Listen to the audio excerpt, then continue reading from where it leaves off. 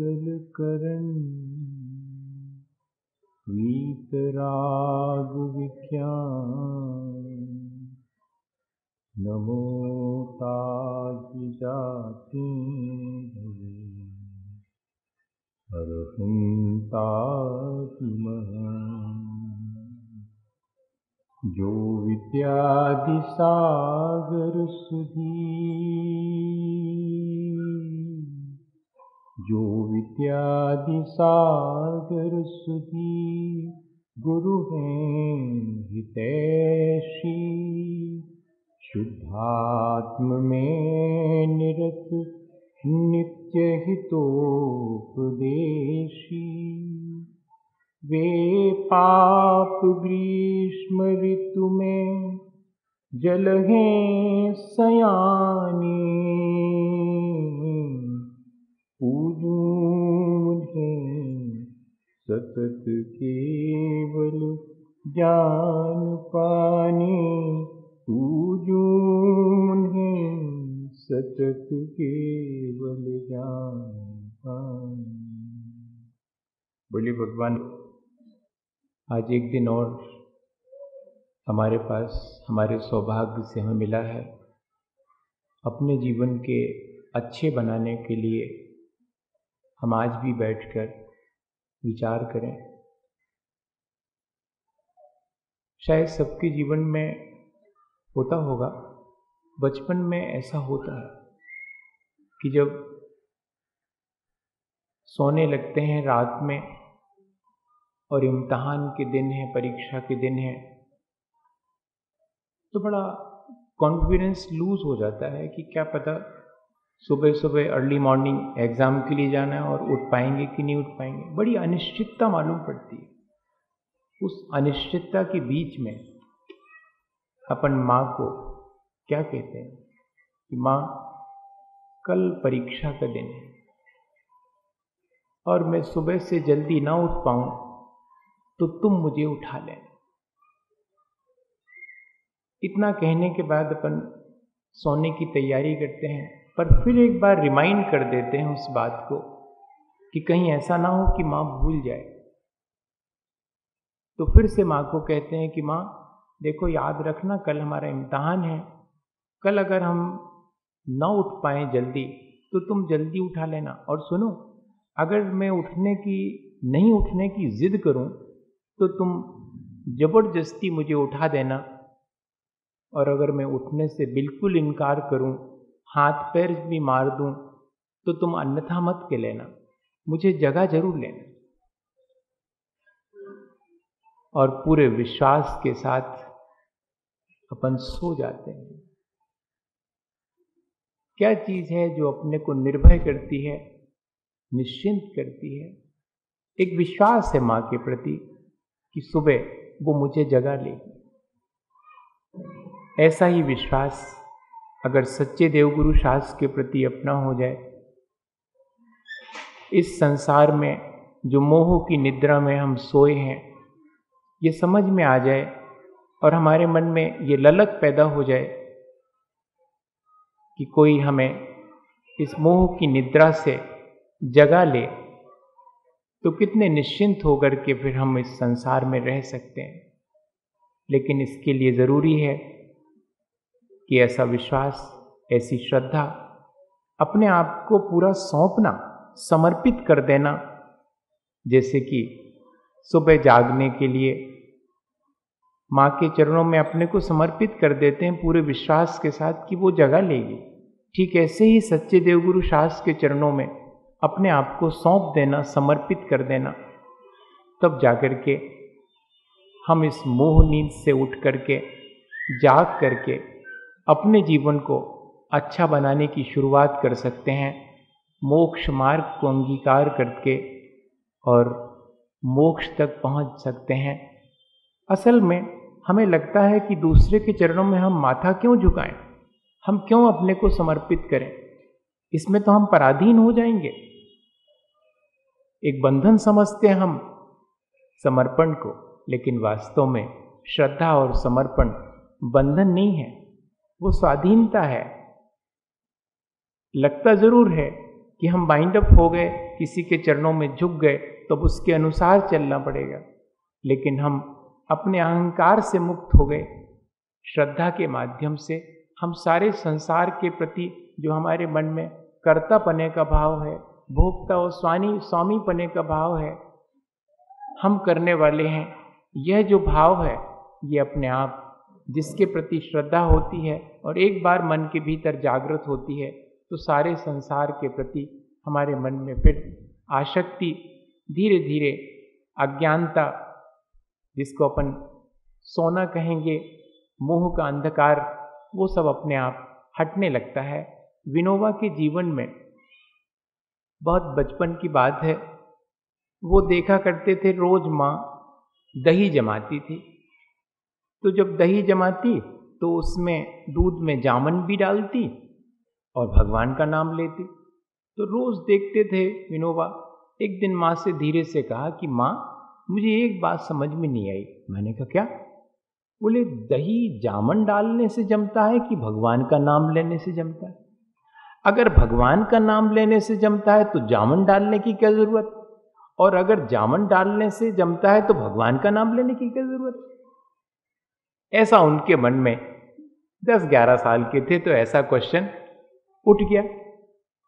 तो माँ बहुत जोर से हंसी और फिर समझाया कि बेटे, दूध तो जमता है, दही बनता है जामन के माध्यम से, लेकिन मुझे ये अहंकार ना आ जाए कि मैंने जमाया है।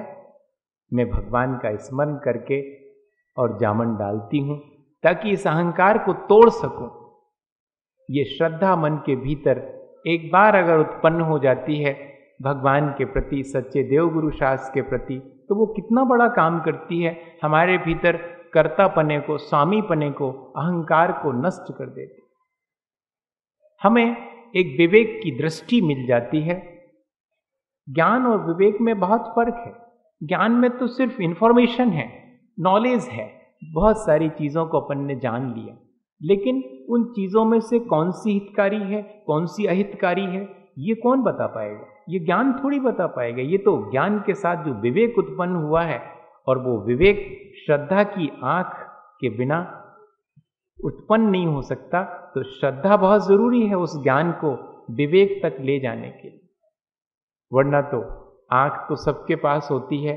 इन 2 चर्म चक्षुओं से कितना देख सकते हैं अपन संसार को, लेकिन अगर हृदय की आंख, श्रद्धा की आंख से अपन देखें, तब अपन इस संसार में जो वास्तव में पाने योग्य है, जो ग्रहण करने योग्य है, उसको देख पाएंगे। क्या हुआ एक बार कि एक व्यक्ति चला जा रहा था रास्ते से, उसके आंख नहीं थी, दोनों अंधा था, लाठी टेक टेक करके चला जा रहा। उसका दुख एक साधु बाबा जी से देखा नहीं गया कि बहुत दुखी है, बेचारे को कुछ सूझता ही नहीं है, कैसे अपना काम करता होगा, मैं भगवान से इसके लिए प्रार्थना करूंगा। तो उसको बिठाल करके कहा कि भाई तेरे रोशनी आ जाए, इसके लिए थोड़ा सा धर्म ध्यान अपन करते हैं, भगवान का स्मरण करते हैं, तुम भी श्रद्धा के साथ भगवान का स्मरण करो कि मुझे रोशनी मिल जाए। अब छोटे मोटे व्यक्ति की याचना पर उतना गौर नहीं होगा, लेकिन बाबा जी खुद याचना कर रहे हैं, प्रार्थना कर रहे हैं अपनी श्रद्धा के द्वारा भगवान से। तो ऐसा संयोग हुआ, ऐसा पुण्य का उस व्यक्ति का उदय आया कि इन्होंने भगवान से प्रार्थना की, धर्म ध्यान किया, और उसके मन में भी भाव अच्छे आए, और संयोग से उसके दोनों आंखों में रोशनी आ गई। बड़ा खुश हुआ, बाबा जी के पैर छुए और चलता बना। सबसे बड़ी चीज अपन के साथ ये है कि अपनी श्रद्धा स्वार्थपूर्ण होती, और कुछ नहीं है। श्रद्धा तो है लेकिन स्वार्थपूर्ण है। स्वार्थ पूरा होने पर भी श्रद्धा टूट जाती है, और स्वार्थ पूरा नहीं हो तो भी श्रद्धा टूट जाती है। ऐसी अपनी बहुत कच्ची और कमजोर श्रद्धा है। उस व्यक्ति के भीतर भी बाबा जी के प्रति ऐसी ही श्रद्धा थी। जब आंखें नहीं थी तो उसके मन में बाबा जी के प्रति बहुत श्रद्धा थी। कौन सी श्रद्धा थी? स्वार्थपूर्ण, बाबा जी के माध्यम से मेरे आंख में रोशनी आ जाएगी। तो जैसी रोशनी आई चलता बना वो। बाबा जी कौन होते हैं? और अपने सब संसार के कामों में लग गया। बाबा जी ने कहा ठीक है, मेरा कर्तव्य था, मैंने किया, आपको अच्छा रास्ता बताया, आपकी आंख में रोशनी आ गई, अब तुम्हें जो करना हो वो करो। जैसे महाराज जी रास्ता बता देते हैं, फिर कहते तुम्हें जो कुछ करना है सो कर, हमारा काम था, हमने कर दिया। तो ठीक उसी तरह बाबा जी ने उस व्यक्ति को भी चले जाने दिया, कुछ नहीं बोले। कुछ दिन के बाद, साल 2 साल के बाद, फिर एक दिन अचानक रास्ते से गुजरते वो व्यक्ति सामने से आ रहा था और बाबा जी की नजर उस पर पड़ गई। उसने भी देख लिया कि बाबा जी हैं, लेकिन अब नजर बचा करके उसने निकलने की कोशिश की कि बाबा जी ना देख पाए। पर सामना तो हो ही गया। अब जब सामना हो गया तो थोड़ी श्रद्धा तो व्यक्त करनी पड़ेगी। तो जाकर के बाबा जी के पैर छू लिए। बाबा जी ने धीरे से कहा कि शायद तुम वही व्यक्ति हो जिसके लिए मैंने रोशनी मिले ऐसी प्रार्थना की थी। बोले हाँ बाबा जी, हम वही हैं, आपने ठीक पहचाना। इतनी चर्चा के बीच उसके मुंह से गंध पहचान करके बाबा जी को बहुत दुख हुआ। बोले भैया, हमने तुम्हारे लिए भगवान से प्रार्थना करके आंख की रोशनी दिखाई, लेकिन तुम तो व्यसन में पड़ गए, शराब पीने लगा था वो व्यक्ति। तो बाबा जी को बहुत दुख पूर्वक ये कहना पड़ा। बाबा जी से इतनी बात सुनकर के वो व्यक्ति भी भीग गया और रोने लगा। उसने कहा हाँ बाबा जी, आपकी कृपा से मुझे रोशनी तो मिली, लेकिन मैं उस रोशनी का सदुपयोग नहीं कर पाया, क्योंकि मेरे भीतर श्रद्धा की आंख नहीं थी। आपने 2 चर्म चक्षु के लिए तो प्रार्थना की, अगर मुझे भीतर श्रद्धा की आंख और देते थे, विवेक की आंख और दे देते, तो आज मेरी ये स्थिति नहीं बनती। भैया, सीधा सा उदाहरण है कि हमारे पास आंखों से तो हम संपन्न हैं, लेकिन अगर हम देखें तो हमारे भीतर अभी भी श्रद्धा की अपेक्षा से अंधापन विद्यमान है।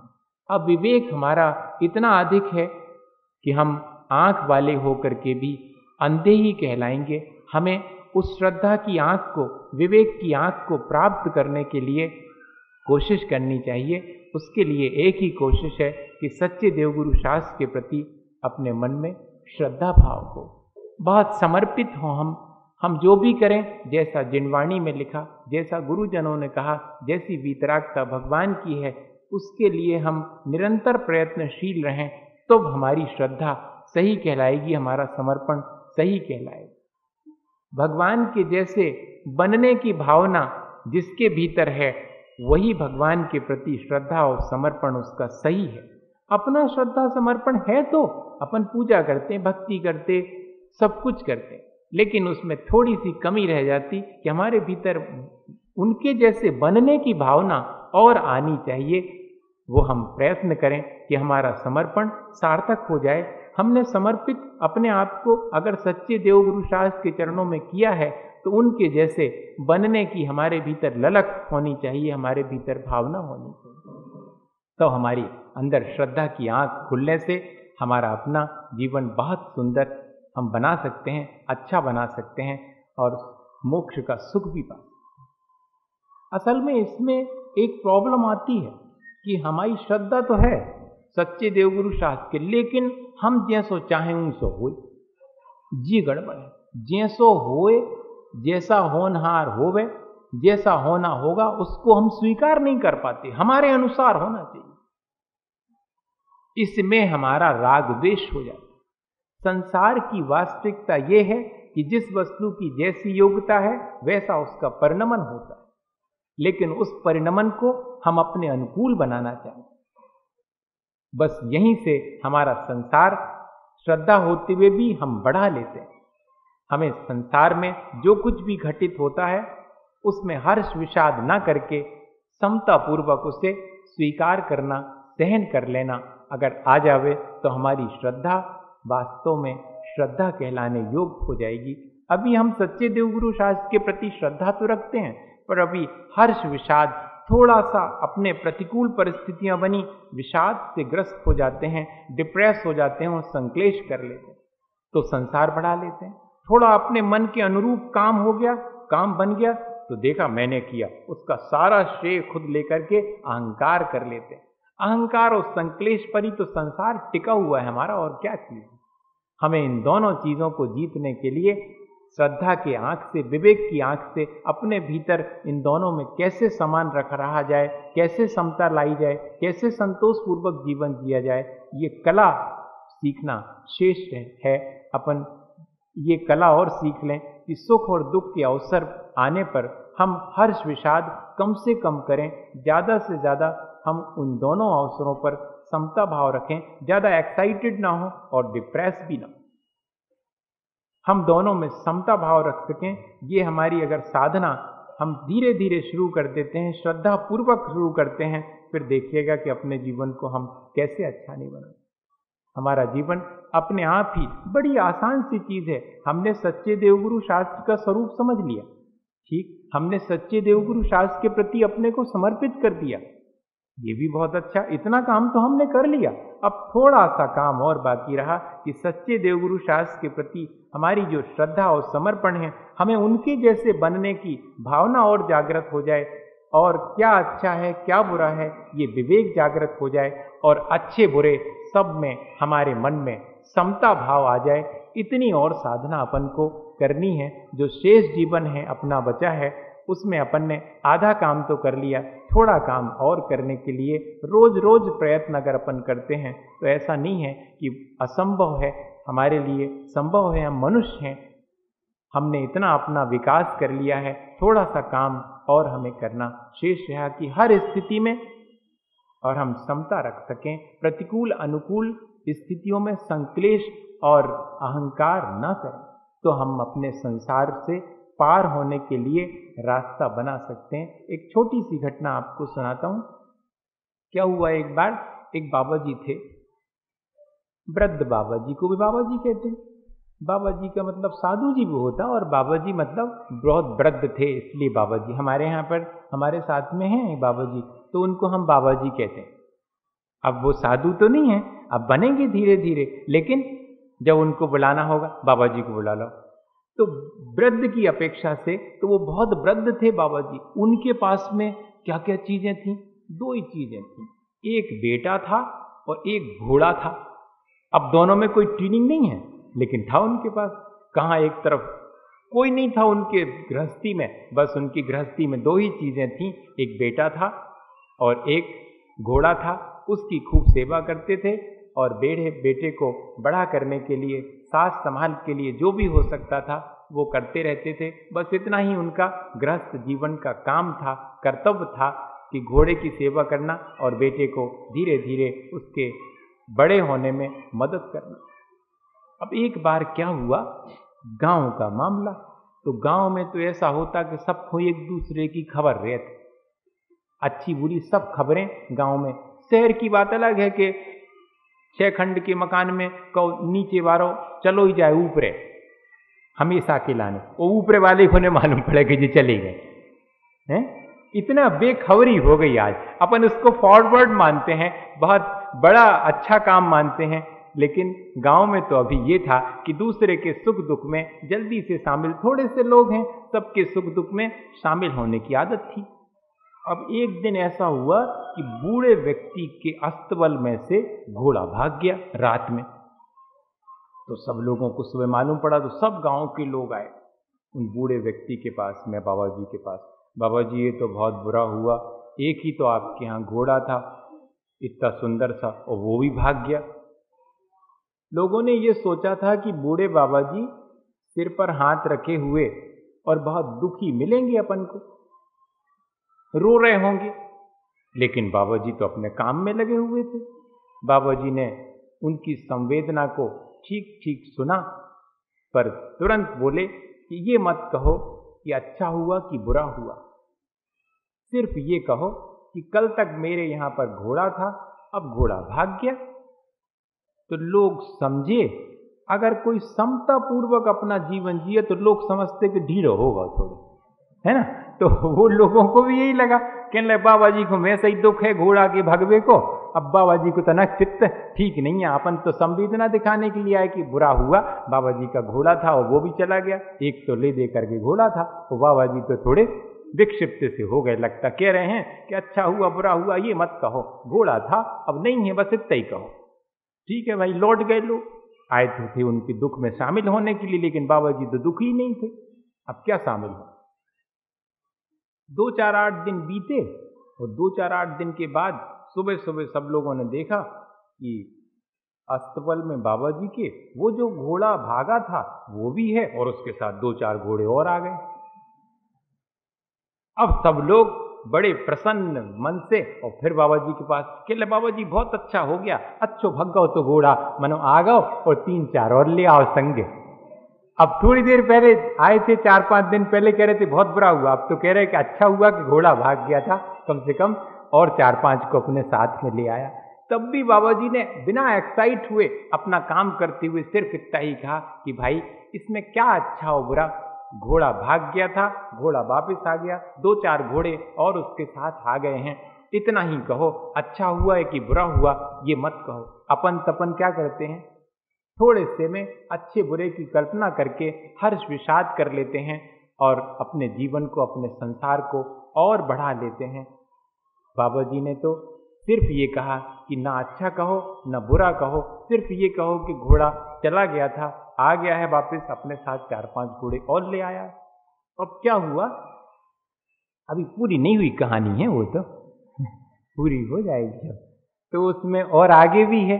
क्या हुआ कि अब जो 4-5 नए घोड़े आए थे तो पुराने वाले घोड़े की तो सवारी वो उसका बाबा जी का बेटा खूब करता था, उसने सोचा कि अपन नए वाले घोड़े की भी सवारी करें। तो सवारी करने के लिए नए वाले घोड़े पर बैठा, वो बैठ करके और सवारी करने लगा, लेकिन नया वाला घोड़ा तो बहुत चालाक था, उसने उस युवक को नीचे पटक दिया तो उसका पैर टूट गया, फ्रैक्चर हो गया उसमें।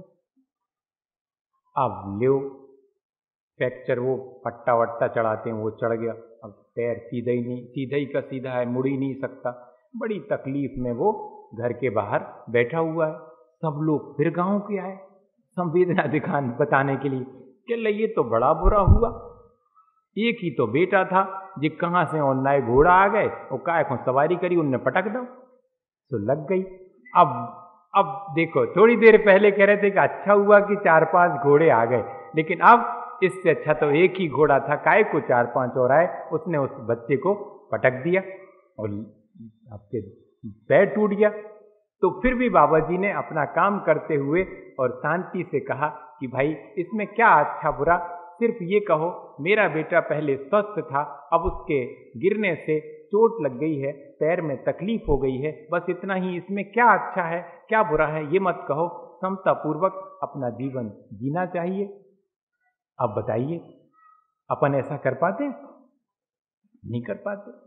अपने को यही तो सीखना है कि ऐसे अवसर आ जाएं तब अपने को कैसा करना। अपन तो बहुत जल्दी एक्साइटेड हो जाते हैं, कुछ अच्छा हो जाए तो कुछ बुरा हो जाए तो बहुत जल्दी डिप्रेस होकर के यहाँ वहाँ हाथ फेंकते हैं, इससे उससे कहेंगे भैया हम तो यहाँ सो हो गओ, भैया हम तो यहाँ सो हो गओ, तुम तनक मदद कर दो।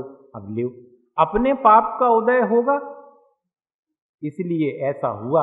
अपने पुण्य के उदय में अच्छा हुआ, पाप के उदय में बुरा हुआ। अपने पुण्य और पाप, अपने कर्मों पर अपना विश्वास गड़बड़ा जाता है, अपने मन के अनुकूल होता है तब भी अपन अहंकार कर लेते, अपने मन के अनुकूल नहीं होता तो विषाद कर लेते हैं। जबकि परिणमन तो वस्तु का अपनी योग्यता के अनुरूप जैसे कारण मिलते हैं वैसा परिणमन हो जाता है। अपने अनुकूल परिणमन नहीं होता, अपने चाहे अनुसार यहाँ पर कहाँ सब चीजें होती, अपन ने चाहा कि ऐसा हो जाए और तो क्या वैसा हो जाएगा। एक जगह लिखा हुआ है कि पहाड़ अगर सब अपने चाहे अनुसार होता तो बड़ा गड़बड़ हो जाता। पहाड़ अगर ये सोचता कि बहुत दिन हो गए खड़े खड़े अपन तो चलें, तो उसके सोच के अनुसार हो जाए तो सब चौपट हो जाए मामला, पहाड़ भी चलने लगेगा। और नदी बहते बहते अगर उसको आ जाए सोचने में कि बहुत दिन हो गए बहते बहते अपन तो अब चुपचाप जैसे पहाड़ रुका हुआ है ऐसे ही आराम से कुछ दिन रुके रहेंगे। तो जितनी उसमें जीव राशि है उसकी सबकी तो हालत खराब हो जाएगी, उसके ऐसा सोचने से अगर घटित हो जाए। भैया कहने का आशय ये है कि हमारे सोचे अनुसार जैसा हमने सोचा वैसा ही हो, ऐसा कोई ज़रूरी थोड़ी है। जैसा परिणमन वस्तु का उसको जैसे निमित्त कारण मिलते हैं वैसा होता है। ये तो अपना अहंकार है कि अपन अपने अनुसार वस्तु के परिणमन के लिए उत्सुक रहते हैं। जिसके भीतर श्रद्धा है, जिसके भीतर विवेक है, वो तो सिर्फ समता रख के और अनुकूल प्रतिकूलताओं को आसानी से जीता है। और संसार में जीने की कला यही है। अभी क्या हुआ, उसका पैर टूट गया था। अब पैर टूट गया था, उतने में पड़ोसी राजा का हो गया आक्रमण इस राज्य पर। तो सबके घर में से एक एक जो नवयुवक है उसको सेना में जाना पड़ेगा, ऐसी मुनादी गांव में हो गई कि भैया सबके घर में से एक जो नवयुवक है उसको तो सेना में जाना ही पड़ेगा, क्योंकि पड़ोसी देश ने आक्रमण कर दिया है। अब लेव साहब आ गए राजा के सैनिक वगैरह, और सबके घर में से एक एक युवक को ले जाने लगे। लेकिन उस बाबा जी के युवक के पास में आए तो उसका तो पैर टूटा था, उसको नहीं ले गए। बाकी सबके अपने बेटों को ले गए। तो दूसरे दिन फिर लोग आ गए, कहने लगे अच्छो भाव के पाँव टूट गो, कम से कम घर ही तो है, हमारा तो सेना में चलो गो, और ते का पता बचे कि नहीं। अब बताओ, थोड़ी देर पहले वही पैर टूटना बुरा था, थोड़ी देर बाद वही पैर टूटना अच्छा हो गया। बाबा जी ने फिर भी यही कहा कि इसमें क्या अच्छा और इसमें क्या बुरा, अपन इस तरह भी जीवन जी सकते हैं। अच्छा बुरा का अपन ही मन में धारणा बना लेते हैं कि अच्छा हुआ या बुरा हुआ, वस्तु का परिणमन है, अनुकूल और प्रतिकूल अपन उसको मान लेते हैं। वो तो जैसे निमित्त मिले वैसा होगा, ऐसा मान करके विवेक पूर्वक श्रद्धा पूर्वक अपने जीवन को जो जीता है वो अपने जीवन को बहुत अच्छा बना सकता है। अपन भी कोशिश करें कि अपन भी श्रद्धा की आंख, समर्पण की आंख अपने भीतर खोल लें और अपने विवेक के माध्यम से अपने जीवन में होने वाली अनुकूलताएं और प्रतिकूलताओं को जितना जिससे हो सके उतना सहन करने की कोशिश करें। ज़्यादा एक्साइट ना हो अपने मन का हो जाने पर, और अगर अपने मन का नहीं हुआ तो बहुत डिप्रेस होकर के और जीवन ही स्पाइल कर दिया। आज के समय में देखते हैं अपन कितने केसेस तो आते हैं, छोटे छोटे बच्चे जिनको अभी कुछ बुद्धि भी नहीं है, परीक्षा में थोड़े नंबर कम किया है, फेल हो गए तो सुसाइड कर लिया। जी क्या चीज़ है जी, तो एकदम डिप्रेस होकर के करने की प्रक्रिया है।